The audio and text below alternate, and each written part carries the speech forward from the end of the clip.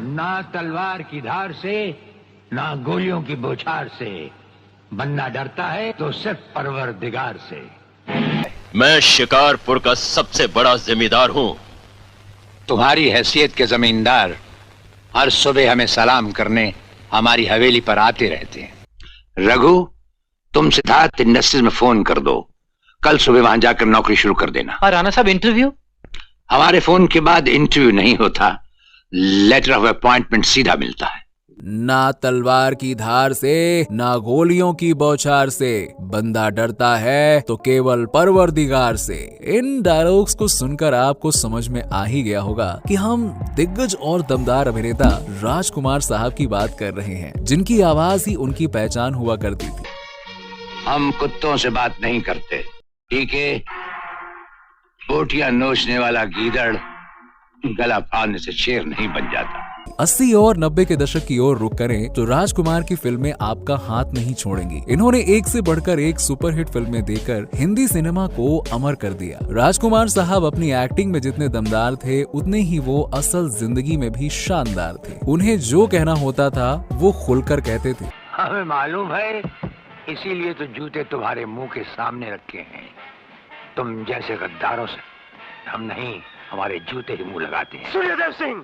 इतना ही नहीं, फिल्मों में उनके चलने, बोलने और सिगार पीने के अंदाज से लड़कियां क्या, लड़के तक उनके मुरीद हुआ करते थे। फिर भी जब उनका अंतिम संस्कार हुआ तो उनके फैन से ये बातें छुपाई गईं। आखिर क्यों कुछ बातें छिपाई गईं, जानेंगे आज के वीडियो में। गुजरे जमाने के मशहूर अभिनेता राजकुमार का असली नाम कुलभूषण पंडित था। वो पुलिस सब इंस्पेक्टर की नौकरी छोड़कर फिल्म इंडस्ट्री में आए थे।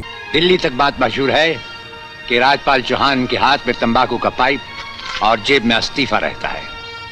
जिस रोज हम इस कुर्सी पर बैठकर इंसाफ नहीं कर सकेंगे, उस रोज हम इस कुर्सी को छोड़ देंगे। समझ गए चौधरी?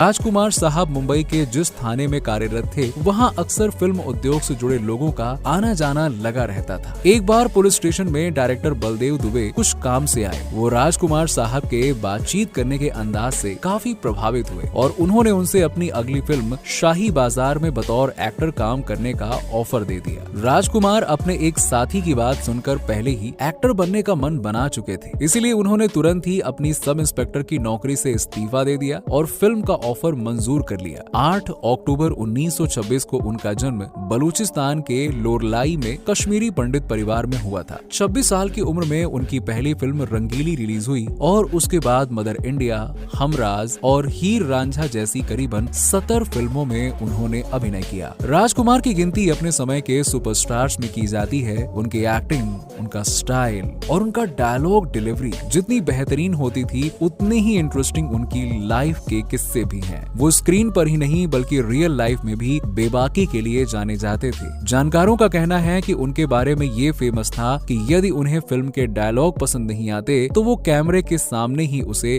बदल देते थे। राजकुमार और गोविंदा फिल्म जंगबाज की शूटिंग कर रहे थे। अब बताते हैं कि गोविंदा शानदार शर्ट पहने हुए राजकुमार के साथ शूटिंग खत्म होने के बाद वक्त बिता रहे थे। तभी राजकुमार ने उनसे कहा, यार तुम्हारी शर्ट तो बड़ी शानदार है जानी। गोविंदा ये बात सुनकर बड़े खुश हुए और उन्होंने राजकुमार से कहा, क्या बात है सर, आपको ये शर्ट पसंद आ रही है तो कोई बात नहीं, आप रख लीजिए। अब राजकुमार ने उनसे शर्ट तो ले ली। गोविंदा बड़े खुश हुए कि वाह, राजकुमार उनकी शर्ट पहनेंगे और उनकी पसंद की तारीफ की उन्होंने। लेकिन ऐसा हुआ नहीं। 2 दिन बाद सेट पर उन्होंने देखा कि राजकुमार ने उस शर्ट का एक रुमाल बनवाकर अपनी जेब में रखा हुआ है। खैर, राजकुमार के खास दोस्त और उन्हें मरते दम तक जंगबाज और तिरंगा में डायरेक्ट कर चुके मेहुल कुमार ने एक इंटरव्यू में कहा था कि राजकुमार साहब के बारे में लोगों ने जितनी बातें आज तक बताई हैं, मेरे अनुसार वो सब केवल कहानियां हैं। ये बातें गढ़ने वाले उन्हें गहराई से पहचानते ही नहीं हैं। मेरे साथ उन्होंने 3 फिल्में की, लेकिन तिरंगा में उनका जो जलवा दिखा उसकी बात ही अलग। जब मैंने नाना पाटेकर और राज साहब के साथ तिरंगा स्टार्ट की, तब इंडस्ट्री के 90% लोग बोल रहे थे कि मेहुल भाई, तुमने ईस्ट और वेस्ट दोनों को साथ में साइन कर लिया है, पता नहीं सेट पर क्या होगा। तिरंगा में इन दोनों के साथ आने की कहानी कहानी भी खूब है।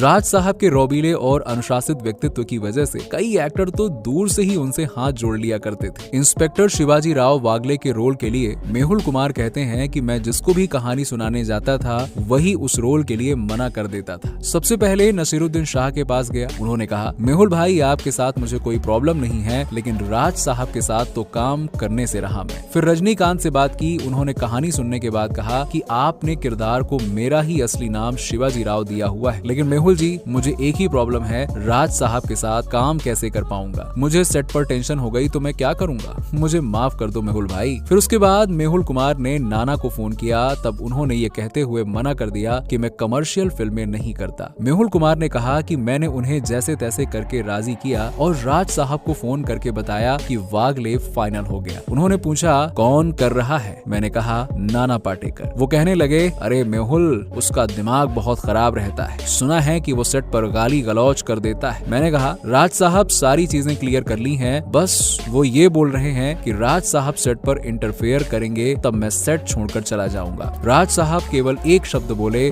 Mehul go ahead. इसके बाद 6 महीने के बाद ये फिल्म कंप्लीट होकर रिलीज हुई और ये फिल्म सुपर हिट हो गई। साथ ही उनका एक और किस्सा फेमस है। वो अपने नाम की स्पेलिंग में आर के बाद डबल ए लिखते थे। अब एक फिल्म रिलीज पर थी पर उसके बैनर में राज साहब के नाम में डबल ए लगाना भूल गए। उन्होंने कहीं पढ़ लिया और अपने रोबीले अंदाज में प्रोड्यूसर को फोन करके कहा, जानी तुमको मालूम नहीं हमारे नाम की स्पेलिंग में राजकुमार नहीं बल्कि राजकुमार लिखा जाता है, अभी इसी समय बैनर चेंज करो। अपने नाम की ही तरह उन्होंने हमेशा राजकुमार जैसी जिंदगी जी। दरअसल एक दौर ऐसा भी आया जब बेबाक बोलने वाले राजकुमार भी शांत हो गए। इनकी मौत ने बता दिया कि एक एक्टर का अपने फैंस के लिए प्यार कैसे उनका डर बन जाता है। दरअसल राजकुमार को गले का कैंसर हो गया था, जिसके चलते उन्हें खाने पीने और सांस लेने में दिक्कत होने लगी। जैसे जैसे समय बीत रहा था उनकी हालत बिगड़ती जा रही थी, लेकिन वो अपनी बिगड़ती तबीयत के बारे में अपने फैंस को नहीं बताना चाहते थे। इस बात को केवल वो